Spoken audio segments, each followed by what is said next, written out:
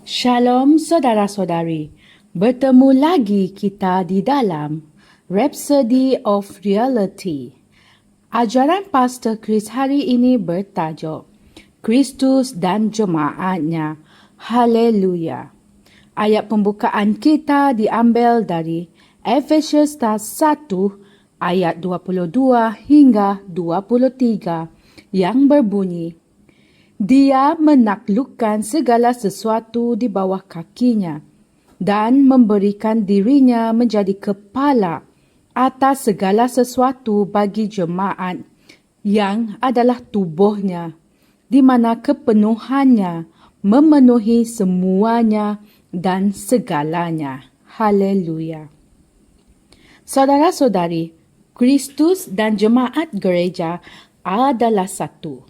Dia adalah kepala dan kita, jemaat, adalah tubuhnya. Kita tidak dapat dipisahkan daripada dia. Dalam Kisah Para Rasul 9 ayat 3 hingga 5 contohnya, kita mempunyai satu rujukan yang jelas tentang kesatuan Kristus dan jemaat.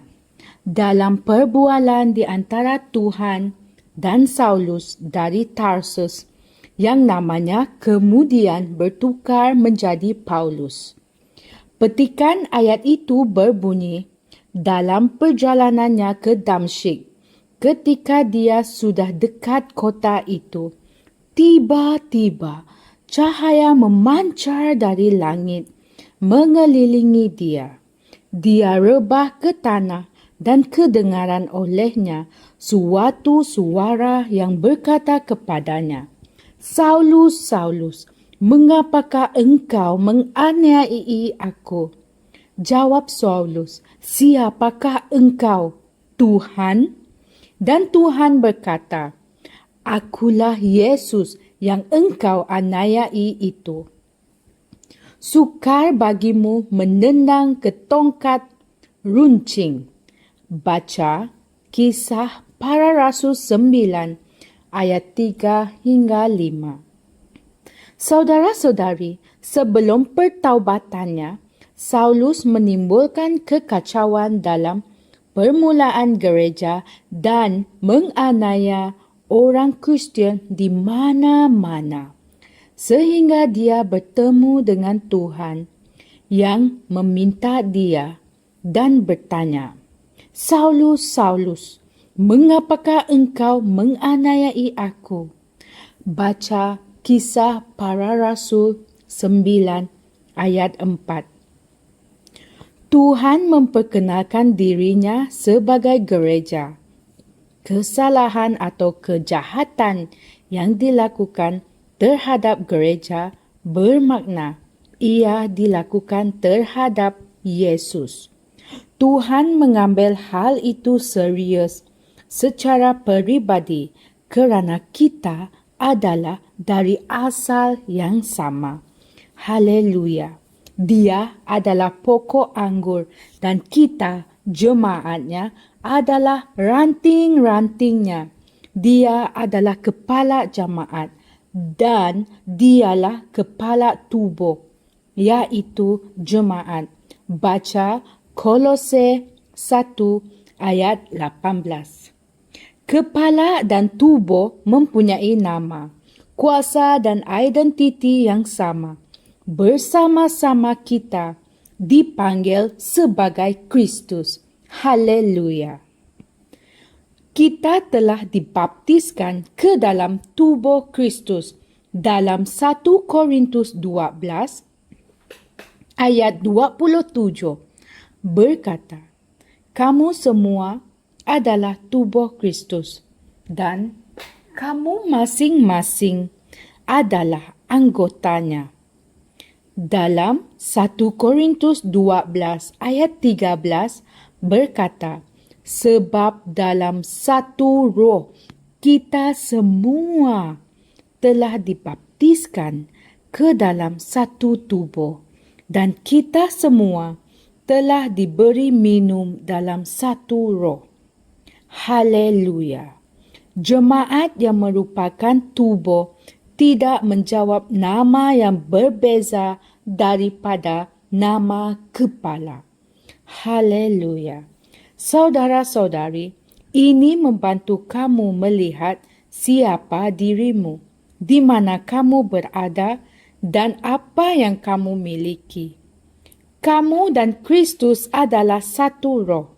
Apabila Dia dibangkitkan dari kematian, kamu juga dibangkitkan bersama-sama dengan Dia. Dan oleh kerana Dia telah didudukkan di atas takhta, maka kamu juga telah didudukkan bersama-sama dengan Dia di tempat penguasaan, kemuliaan, dan kuasa. Terpujilah Tuhan. Haleluya. Saudara-saudari, mari kita berdoa. Terpujilah Bapa, betapa hebatnya Engkau. Terima kasih atas kesatuanku yang tidak dapat dipisahkan dengan Kristus. Terima kasih kerana membawa aku ke dalam kesatuan dan identiti yang luhur dengan Raja Alam Semesta. Sekarang aku didudukkan bersama-sama dengan Kristus di tempat penguasaan, kemuliaan dan kuasa, di mana aku berkuasa dan memerintah ke atas keadaan dan situasi dengan kuasa Roh Kudus. Amin. Renungan tambahan kita diambil dari Efesius 5 ayat 29 hingga 30 dan 1 Korintus 10 ayat 16 hingga 17. Sekian perkongsian saya pada hari ini. Sehingga kita bertemu lagi pada hari yang lain. Kami percaya saudara-saudari semua telah diberkati dengan perkongsian firman dari Rhapsody Reality. Bagi sesiapa yang ingin menjadikan Yesus Kristus sebagai Tuhan dalam kehidupanmu, kamu boleh mengucapkan doa ini bersama dengan saya. Ya Tuhan Allah, aku mempercayai Yesus Kristus, Anak Allah yang hidup dengan sepenuh hatiku. Aku percaya Dia telah mati untukku dan Allah telah membangkitkan Dia dari kematian. Aku percaya Dia hidup hari ini. Aku mengaku dengan mulutku bahawa Yesus Kristus adalah Tuhan dalam hidupku mulai dari hari ini. Melalui Dia dan di dalam nama-Nya, aku mempunyai kehidupan yang kekal. Aku telah dilahirkan semula. Terima kasih Allah kerana menyelamatkan jiwaku. Aku sekarang adalah anak Allah. Haleluya. Tanya, sekarang kamu telah menjadi anak Allah.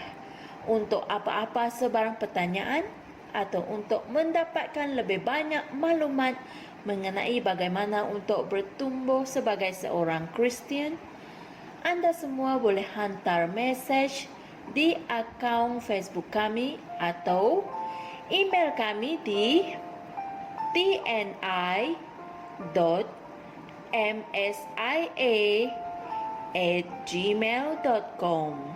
Sekali lagi, tni.msia@gmail.com. Tuhan berkati Anda semua.